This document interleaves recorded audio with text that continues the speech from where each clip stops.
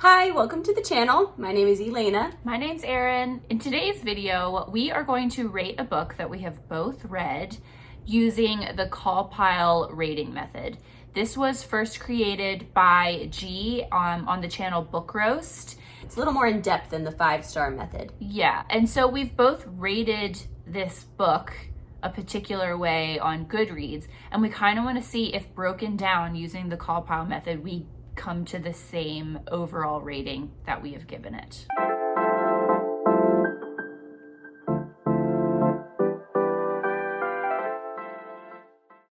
Okay, CAWPILE. We have the characters, the atmosphere, the writing style, the plot, the intrigue, the logic, the enjoyment factor. We also were toying with the idea of adding an R to the end for the romance. I think this is kind of missing from the system, and particularly in this book, it feels worth rating and reviewing. So we're gonna do the CAWPILER. CAWPILER. There we go. We're rating them on a scale of 0 to 10 for each letter in CAWPILER. First, we'll write down our ratings. Okay. We'll reveal them to each other, and then we will justify our rating. Then we'll take the average and see if it equates to a 5-star read. I think this will be really interesting to see, and I can't wait to see how our scores differ or if we are like super in sync. All right, starting off with characters. How did we feel about the characters in this book? And not just the main characters, but the side characters too. It's just characters in general. Are you ready? Yeah. Okay. Reveal in 3, 2, 1. What'd you put? I put a 5. Oh, I put a 6. Okay.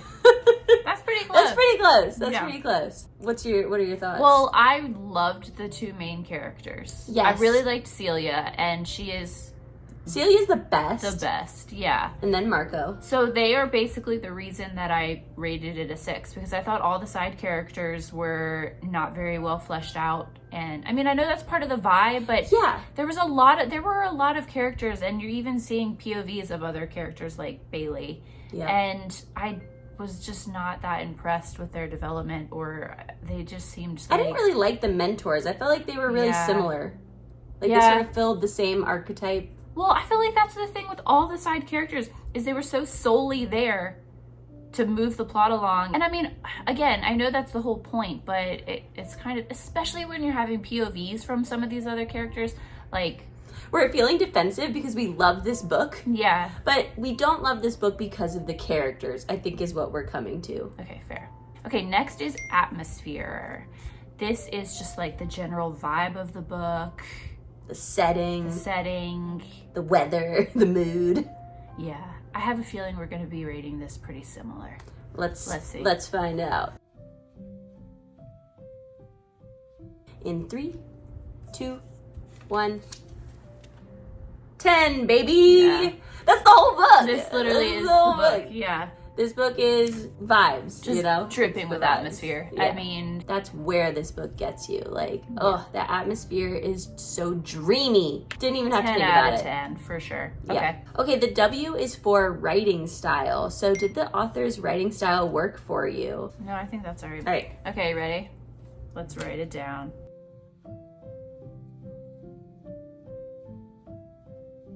Okay, 3, 2, 1.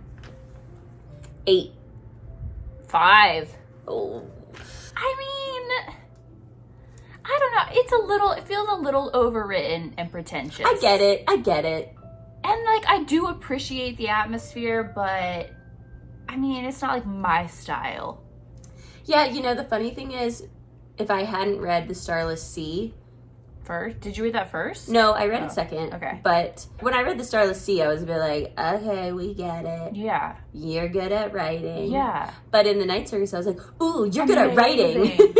Yeah, I always feel that way when like it's almost like they're showing off a little bit. Yeah. Which, I mean, they should show off, but I don't know. It's very flowery. Yeah. Flowery prose. But yeah, I really like it. So I'm giving it an 8. 5. Depends on your, that's very individual. And your mood. Yeah. Yeah. Okay. Next is P, plot. The How plot. was the plot? what happened.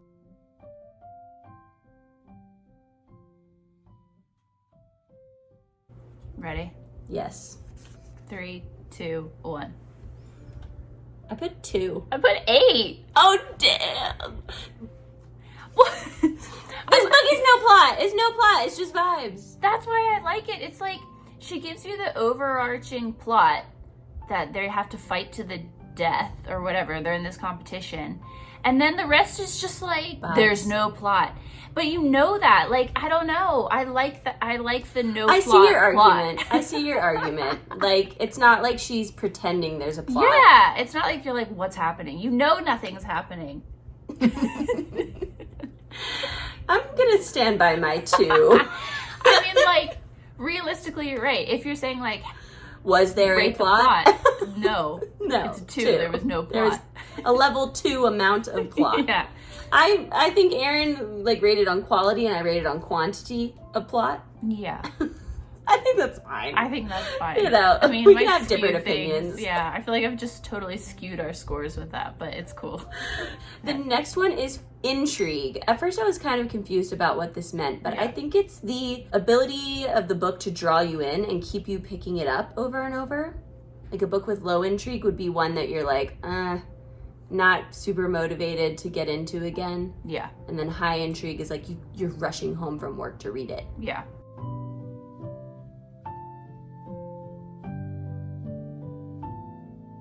Okay, reveal in 3, 2, 1. I said 9. Ooh, 8 for me. Okay. I think that stands. Yeah.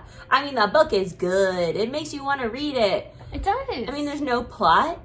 Yeah, but you doesn't need it. You're still like wanting to know how it ends for them. You know, they're in this deadly competition, and you still are curious to know how it ends. Like, what is gonna happen here? And it just like puts you in a vibe. Like, it's intriguing. Yes, it's one of those books that puts you in a good mood when you're reading it. Yeah, you know? It's so whimsical. Yeah. Yeah. Okay, we're about the same on that. Definitely a high intrigue score.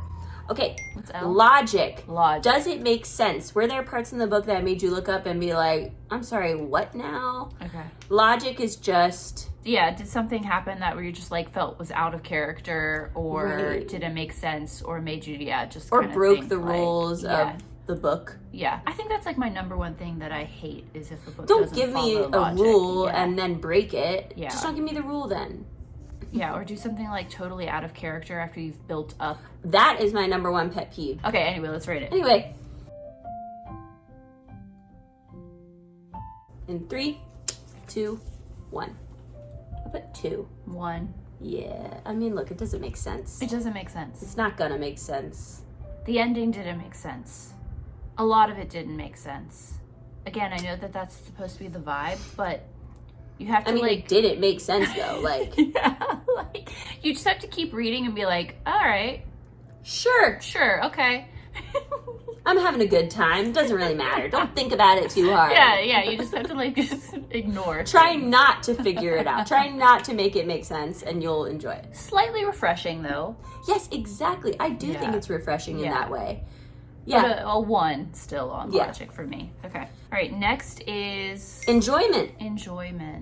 This should be, like, doubly weighted or something. Yeah, you know what I mean? Because, like, at the end of the day... Did you enjoy it? Did you enjoy it? Yeah, okay. All right. 3, 2, 1. 10, baby. 9. I loved it. You did love it. I loved it, too. I think it brought me... The logic, I struggled. That's my 1 point off. That's fair. You are a person that likes to figure things out in books, so I can see how that would knock a point off of the enjoyment for you. And I like to just be swept along by a book. I don't want to think about it. Which is fair.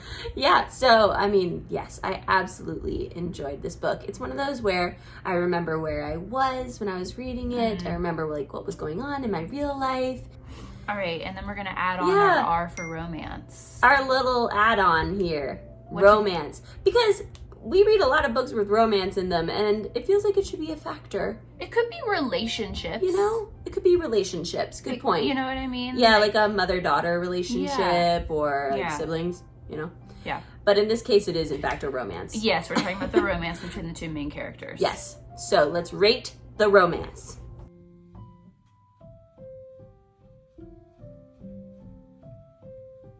Okay, 3, 2, 1.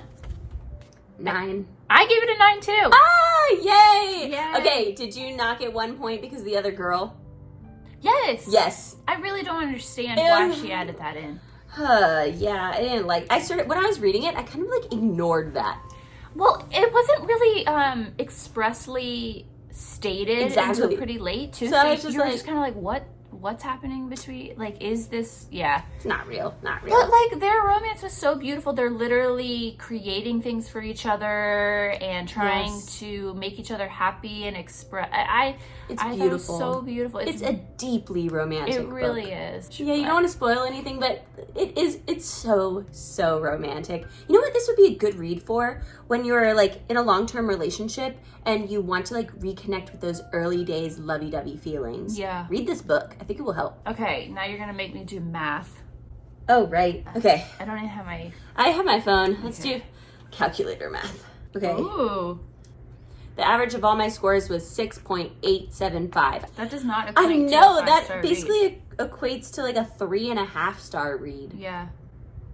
I think it's because in my mind, I do double weight enjoyment factor. Which I think is fair. Yeah. Yeah. Let's see what yours comes out to. Perfect 7. Oh, mine came out to 7. What is that, a 4-star read? Yeah. I think it is. I mean, it's like barely higher than mine. But I mean, it would just be in half, so it would be 3.5. Because it's 7 out of 10 is basically your average score. So out of 5. Like, I'm not joking when I say I can't do any math. I'm like actually good at math, but I pretend that I'm bad. It's a 4-star. It's a solid 4-star. Yeah. So you're right. Yeah. Enjoyment just wins the day. wins the day. This is interesting. I want to do this for more books and see if the CAWPILE breakdown supports my star rating. I always rate right after I read, so you're riding True. the high. That dopamine rush of finishing the book. And like That does. knowing the ending, and then when you go back and reflect, was it really? Yeah, but even after doing this, I'm not going to go back and change my score. I still consider it a 5-star read. Fair. Because at the same time, 5-star is also how likely I am to recommend it. Oh, okay. That's like a factor. Yeah, that makes sense. If you liked this video, please like this video, comment below with your rating of The Night Circus, and let us know what we should rate next. Subscribe to our channel if you can, please. And until the next video, see you later.